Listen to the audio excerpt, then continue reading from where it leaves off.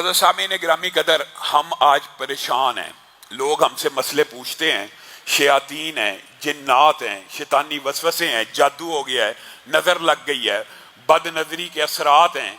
اللہ رب العزت نے کلام حمید کے اندر ایک اتنی عظیم آیت نازل کی ہے، اگر میں اور آپ یقین مانیں، صرف اس کے اوپر غور کر لینا تو ہم راہ ہدایت پہ آ جائیں۔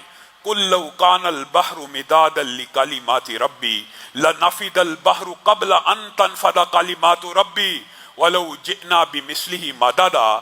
اللہ رب العزت کے کلمات، ان کی تعداد اس قدر زیادہ ہے، اور اللہ تعالیٰ نے انہی کلمات سے کلام اللہ مجھے اور آپ کو عنایت کی ہے۔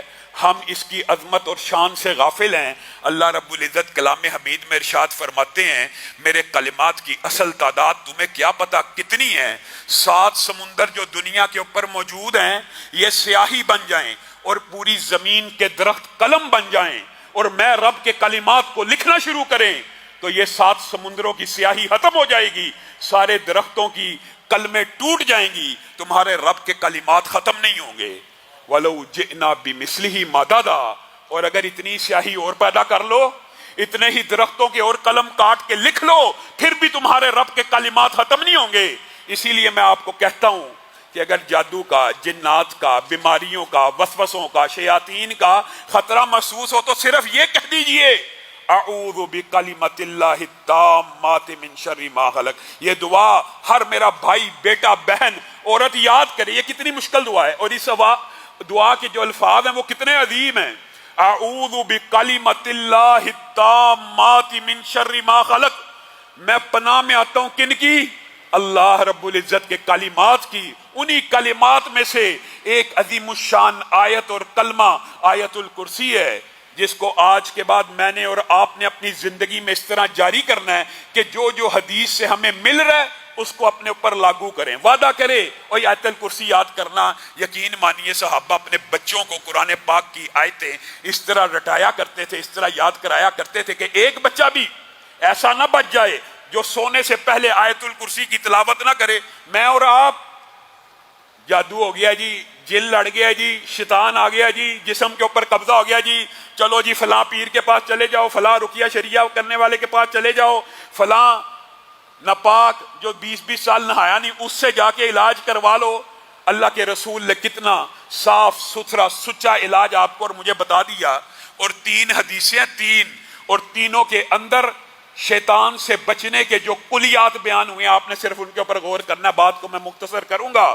پہلی حدیث حضرت ابو ہریرہ کی مشہور آپ نے سنی ہوئی ہے کہ رمضان کے غلے کے اوپر اللہ کے رسول نے ان کی ڈیوٹی لگا دی کہ حفاظت کرنی ہے۔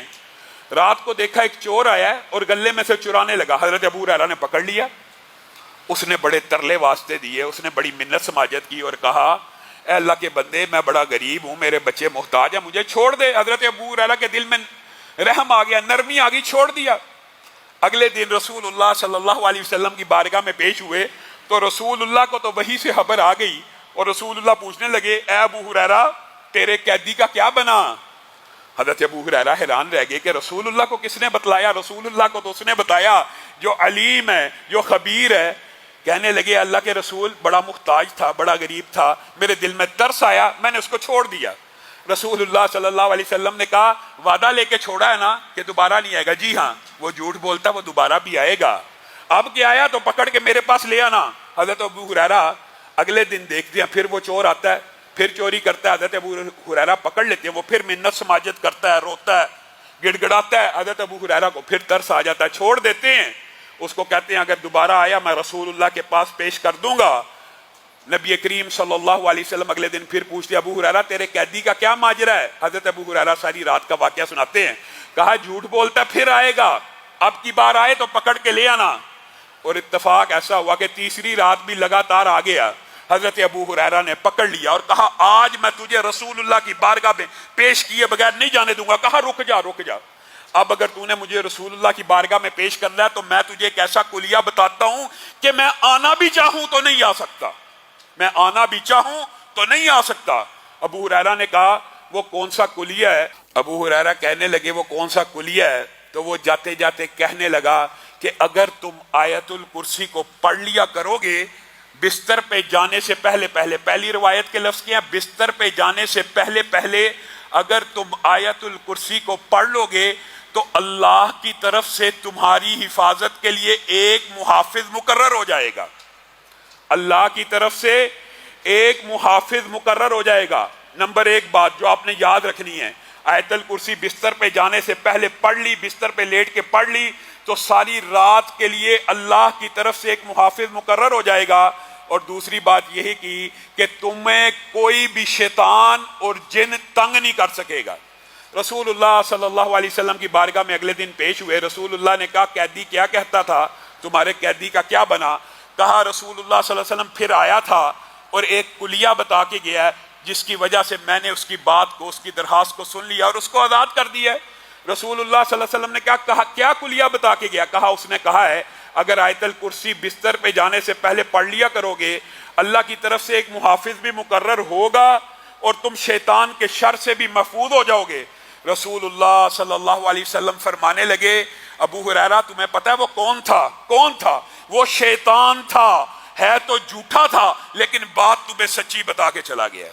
مجھے اور آپ کو بھی یہ بات تو پتہ چل گئی ہے، لیکن میں اور آپ لوگوں کے پیچھے تو بھاگتے پھرتے ہیں، اپنی حفاظت کے لیے آیت الکرسی کیوں نہیں پڑھتے؟ آیت الکرسی پڑھنے میں کیا چیز مانے ہیں، کیا چیز رکاوٹ ڈالتی ہے؟ کتنی کو لمبی آیت ہے کہ گھر کا ہر فرد، ہر بچہ نہیں پڑھ سکتا۔ اور اسی حدیث کی ایک اور اسی طرح کی بات حضرت ابو ایوب انصاری کے بارے میں آپ نے وہ حدیث بھی سنی ہوگی کہ وہ تاک میں کھجوریں رکھا کرتے تھے، وہاں سے کھجوریں چوری ہو جایا کرتی تھی۔ ایک دن انہوں نے دیکھا کہ میری کھجوریں کوئی نہ کوئی چوری کرتا ہے، تاک میں بیٹھے رہے، ایک شیطاننی آئی، اس نے کھجوریں چرانے کی کوشش کی، حضرت ابو ایوب انصاری نے اس کو پکڑ لیا۔ بین اسی طرح کا واقعہ ہوا، پکڑا، اس نے واسطے ترلے دیے کہ مجھے چھوڑ دو، میں آج کے بعد چوری کرنے نہیں آؤں گی۔ رسول اللہ کی بارگاہ میں یہ بھی اپنا مقدمہ لے کے گئے، رسول اللہ صلی اللہ علیہ وسلم نے کہا جھوٹ بولتی ہے، آئے گی، جب آئے اللہ کا نام لے کے میرے پاس حاضر ہونے کا کہہ کے اس کو میرے پاس لے آنا۔ اسی طرح ان کے ساتھ بھی معاملہ ہوا۔ تیسرے دن اسی طرح اس جننی نے حضرت ابو ایوب انصاری کو ایک کلیہ بتایا اور کیا کہا، اگر آپ اپنے گھر میں، یہاں پہ سونے یا بستر کا لفظ موجود نہیں ہے، اگر آپ اپنے گھر میں آیت الکرسی پڑھیں گے تو آپ کے گھر میں کوئی بھی نقصان پہنچانے والی چیز داخل نہیں ہو سکتی۔ پہلی حدیث کے الفاظ کیا تھے؟ محافظ مقرر ہوگا اور شیطان داخل نہیں ہوگا۔ اس حدیث میں کوئی بھی نقصان پہنچانے والی چیز آپ کے گھر میں داخل نہیں ہو سکتی۔ اور ابی ابن کعب کی حدیث میں جہاں پہ وہ کھجوریں سکایا کرتے تھے، ایک جن آیا ان کی کھجوروں کو چوری کرنے لگا، ابی ابن کعب نے پکڑ لیا۔ یہ بھی اسی طرح 2-3 مرتبہ کا واقعہ ہے، لیکن جب پہلی مرتبہ پکڑا اس میں یہ بات اضافی موجود ہے۔ انہوں نے اس سے پوچھا کیا تو جن ہے یا انسان؟ اس نے کہا میں جن ہوں اور میں نوجوان ہوں اور میں جنوں میں سے بڑا طاقتور نوجوان ہوں۔ تو اس کے ہاتھوں کو ابی ابن کعب نے دیکھ کے کہا یہ ہاتھ تو ایسے ہیں جیسے کتے کے پنجے ہوں اور یہ بال تو بعین اسی طرح ہے، کیا تمہاری تخلیق اس طرح کی گئی ہے؟ وہ کہنے لگا نہیں، بلکہ میں ان میں سے کچھ زیادہ طاقتور ہوں۔ اور کہنے لگا کہ میں تمہیں ایک کلیہ نہ بتاؤں جس کی وجہ سے تم مجھ سے محفوظ ہو جاؤ گے؟ کہا کیا کلیہ ہے؟ اس نے بھی یہی الفاظ کہے اگر تم آیت الکرسی صبح پڑھو گے۔ اس حدیث کے اندر ایک بات اضافی موجود ہے، اگر تم آیت الکرسی صبح پڑھو گے تو شام تک شیاطین سے بچ جاؤ گے، اور اگر شام کو پڑھو گے صبح تک شیاطین سے بچ جاؤ گے۔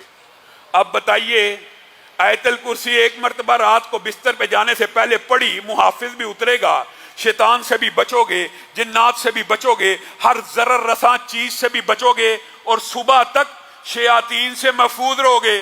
اور اگر صبح اٹھ کے پڑھ لی شام تک محفوظ رہو گے۔ اب بتاؤ تمہیں کس پیر کی ضرورت ہے، تمہیں کس ولی کی ضرورت ہے؟ تم کہاں در در کی ٹھوکریں کھاتے ہو؟ رسول اللہ صلی اللہ علیہ وسلم سے بڑا پیر اور ولی کوئی ہو سکتا ہے؟